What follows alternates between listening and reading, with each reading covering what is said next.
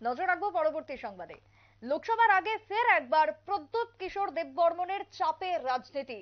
দিল্লিতে আলোচনার পরও রাজ্যের বুকে সেই একই চাপের রাজনীতি প্রদ্যুতের। তবে লিখিত ছাড়া তারা তাদের দাবি থেকে অনড় থাকবে এমনটাই জানালেন প্রদ্যুৎ কিশোর দেববর্মন। তবে তারা অনশনের ডাক দিয়েছেন এবং 28 ফেব্রুয়ারি বড়মুড়ার হাতাই কতরে সেই অনশন শুরু হবে বলে ইতিমধ্যেই জানিয়ে দিয়েছিলেন প্রদ্যুৎ কিশোর দেববর্মন এবং তার দল তিপ্রামথা। তবে তারই পরপর তাকে দিল্লিতে ডেকে নিয়ে যাওয়া হয়। কেন্দ্রের সঙ্গে একতরফা আলোচনা চলে, দফায় দফায় বৈঠকের পর রাজ্যে ফিরে এলেন প্রদ্যুৎ কিশোর দেববর্মন, মথার অঘোষিত সুপ্রিমো। সেই প্রদ্যুৎ কিশোর দেববর্মন বিমানবন্দরে দাঁড়িয়ে সাংবাদিকদের জানিয়েছেন কেন্দ্রীয় সরকারের বা কোন রাজনৈতিক দল লিখিত প্রতিশ্রুতি দিলে তবেই অনশন প্রত্যাহার হবে, তা ছাড়া নয়। অর্থাৎ সাফ জানিয়ে দিয়েছেন প্রদ্যুৎ কিশোর দেববর্মন। এর আগে রাজ্যের বুকে দাঁড়িয়ে কংগ্রেসের সঙ্গে তার বৈঠক, তার পাশাপাশি দিল্লিতে একের পর এক কেন্দ্রীয় নেতৃত্বদের সঙ্গে বৈঠক, কিন্তু তারপরও তিনি অনড় রয়েছেন এবং সাংবিধানিক সমাধান যে দাবি উঠে এসেছে আরো একবার লোকসভার আগে, সেই দাবিতে এক প্রকার অনড় তিপ্রামথা। কি বক্তব্য রয়েছে প্রদ্যুৎ কিশোর দেববর্মনের রাজ্যে ফিরে আসার পরই শোনাবো। मेरा पॉइंट एक ही है, राइटिंग में मुझे चाहिए, वर्बल एश्योरेंस से नहीं काम चलेगा। मुझे अपने लिए कुछ नहीं चाहिए। 1 साल से हम लोग वेट कर रहे हैं और अगर हमें ये राइटिंग में एश्योरेंस नहीं मिलता है तो बहुत अनफॉर्चुनेट होगा। और मैं हताई कोतवाल में 5 टू 10 मैं परसों से शुरू कर दूँ।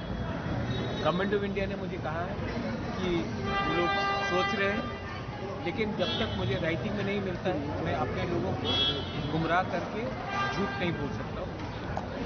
अगर राइटिंग में मिलेगा तो मैं लोगों को दिखाऊंगा, अगर राइटिंग में नहीं मिलेगा तो मैं अपने लोगों को अंधेरे में रखकर राजनीति नहीं कर सकता। और अगर जाना है तो जाऊंगा, लेकिन बुबागरा बन के, तिपरासा बन के और हानी बुसा बन के जाऊंगा। एक डरपोक इंसान बनकर इधर से उधर जाके मैं काम नहीं करूँगा। Sir, all of a sudden you had rushed to Delhi. Who had called you? Government of India officials had. It was the government level, not a political. See, I'm only interested if I go tomorrow to London, or I go to Bangladesh, or I go to Singapore.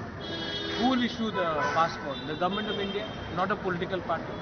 So I want an assurance from the government of India. And if the government of India assures us, then I have no problem. But I will not do anything without anything in writing. That is very clear. Bubagra, कुछ लोग बोल रहे हैं कि Lok Sabha election के सामने बुबागरा नाटक कर रहा है। क्या बोलना चाहेंगे उन लोगों को जो ने ऐसा कहा? मैं जानता हूँ कौन बोल रहे हैं। मैं उनके लिए आज रात प्रार्थना करूँगा, आप भी प्रार्थना कीजिए। मैं तिपरासा को प्यार करता हूँ, वो लोग तिपरासा भूखे भी अपने बारे सोच रहे हैं। इसी के लिए आज तिपरासा का ये परिस्थिति है कि हम लोग में कुछ लीडर्स हैं जो स्वार्थी हैं। मैं सबसे बात कर रहा हूँ, बहुत लोग जो मेरे खिलाफ भी हैं पॉलिटिकली। मैंने विद्युत का स्टेटमेंट देखा, आई वेलकम।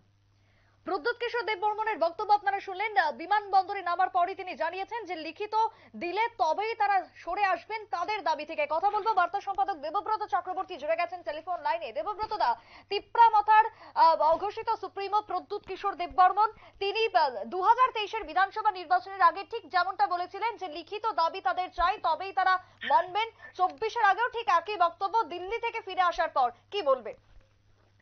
আমরা কিন্তু সকাল থেকেই এই খবরটা দেখানোর চেষ্টা করেছি বারবার যে প্রদ্যুৎ কিশোর দেববর্মন আজ দিল্লিতে অবস্থান করেছেন এবং কেন্দ্রীয় সরকারের সঙ্গে আলোচনায় গেছেন এবং এও বলেছি যে তার মাতৃদেবীর সঙ্গেও তিনি আশীর্বাদ নিয়েছেন এবং তিনি তার মায়ের সঙ্গে পরামর্শ করেছেন। দীপকুমারী দেবীর সঙ্গে এ রাজ্যের সাংসদ ছিলেন একটা সময়। যে অবস্থার কথা আমরা বারবার বলছিলাম ঠিক তাই হলো। সন্ধ্যায় তিনি ফিরলেন, বিমানবন্দরের সাংবাদিকদের যে কথা জানালেন যে তাদের একটাই দাবি, তবে একটাই দাবি, সেই দাবি হচ্ছে যে এই কনস্টিটিউশন সলিউশন তোমার চাই, এর পুরোটাই লিখিত একটা প্রতিশ্রুতি দিতে হবে। তো সুতরাং আজকে তিনি কথা বলে এসেছেন, তো তিনি কিন্তু স্পষ্ট বলেননি যে কি প্রতিশ্রুতি দেওয়ার ব্যাপারে, লিখিত প্রতিশ্রুতি দেওয়ার ব্যাপারে রসুরা হয়েছে কিনা বা প্রাথমিক ভাবে তার কিছুটা এগিয়েছে কিনা, তিনি কিন্তু তা স্পষ্ট করে বলতে পারেননি।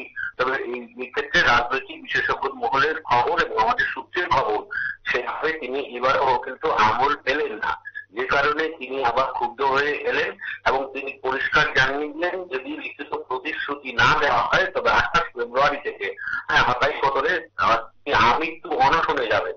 হ্যাঁ, এবং এই যে তার ঘোষণা, এটি কিন্তু পরিষ্কার যে এখনো সেভাবে কোন ধরনের কোন প্রতিশ্রুতির একটা সুযোগ হয়তো তিনি গ্রহণ করতে পারেনি।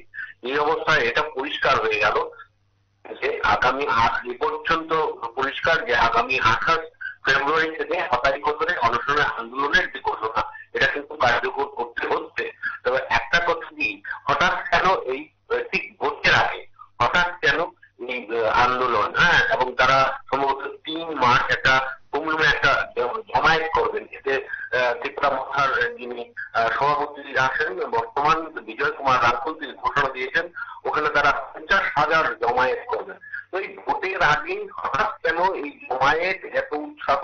এতদিন তো কোনো তাদের কোনো তৎপরতা ছিল না। 23-এর আগে রাজ্যবাসী কিন্তু মথার, বিশেষ করে প্রদ্যোৎ কিশোর দেববর্মার কোন ধরনের তৎপরতা, রাজনৈতিক তৎপরতা লক্ষ্য করা যায়নি। এই পরিস্থিতিতে একটা মহলের মত যে আসলে এটা লোকসভা ভোটের আগে একটা চাপের রাজনীতি, সেই চাপের রাজনীতিটা কিন্তু আবার প্রকাশ্যে চলে এলো এদিন প্রদ্যোৎ কিশোর দেববর্মার বক্তব্যে, যে যদি তোমার লিখিত প্রতিশ্রুতি না দেয় তবে তারা আন্দোলন বজায় রাখবে। সুতরাং একটাই কথা, ভোটের আগে আবার চাপাচাপি রাজনীতিটা মথার নেতৃত্ব করছেন। এই যে রাজনীতি, ভোটের আগে এই রাজনীতি, এটা ভোট রাজনীতির একটা প্রাক প্রস্তুতি, সে ব্যাপারে বলার কোনো সন্দেহ নেই। একেবারে অনেক ধন্যবাদ তোমায়। কথা বলছিলাম বার্তা সম্পাদক দেবব্রত চক্রবর্তীর সঙ্গে। তবে কেন্দ্রীয় সরকারের সঙ্গে আলোচনার পরও খুব একটা আমল পাওয়া যায়নি কেন্দ্রে, এমনটাই অভিমত রয়েছে একাংশ মহলের। তাই রাজ্যে ফিরে এসে ফের চাপের রাজনীতি মথার। প্রদ্যোৎ কিশোর দেববর্মন সাফ জানিয়ে দিলেন লিখিত ছাড়া তারা তাদের দাবি থেকে সরে আসবেন না, এমনটাই জানিয়েছেন প্রদ্যোৎ কিশোর দেববর্মন। এখনকার মতো সংবাদ এখানেই শেষ করছি। পরবর্তী নিউজ আপডেট দেখার জন্য চোখ রাখবেন শুধুমাত্র নিউজ ভ্যানগাড়ির পর্দায়। নমস্কার।